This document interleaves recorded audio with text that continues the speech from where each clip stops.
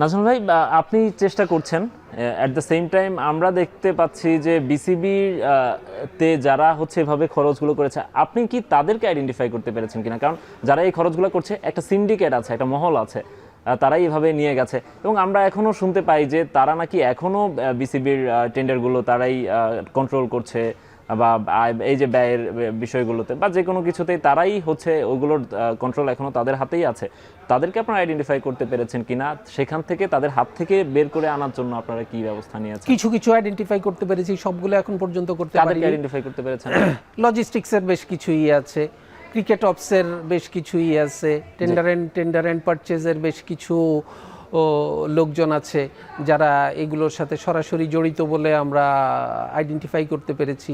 কিন্তু সমস্যা হচ্ছে যে একটা ইকোসিস্টেমকে আপনি রাতারাতি পরিবর্তন করতে পারেন না। আমাকে যদি ব্যাকআপ সিস্টেম তৈরি না করতে পারি তাহলে আমার কলাপস করে যাবে, যার জন্য কিছু কিছু জিনিস হয়তো এখন সহ্য করতে হচ্ছে। আচ্ছা, আমার অবস্থাটাকে তৈরি করার জন্য, আমার পরিবেশটা তৈরি করার জন্য কিছু কিছু জিনিস হয়তো আমাকে সহ্য করতে হচ্ছে, কিন্তু এই সহ্য করার সাথেও আমি সহনীয় পর্যায়ে রাখতে চাচ্ছি।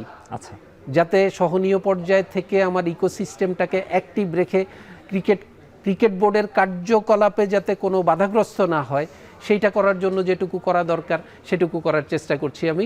তবে আপনি নিশ্চিত থাকতে পারেন, আমি এখানে থাকলে এগুলো কিছু থাকবে না। আগামী 4 বছর যদি থাকতে পারি, 4 বছর পরে ইনশাল্লাহ আপনারা বলতে পারবেন যে ক্রিকেট বোর্ডের অনেক কিছু পরিচ্ছন্ন অবস্থায় এসেছে।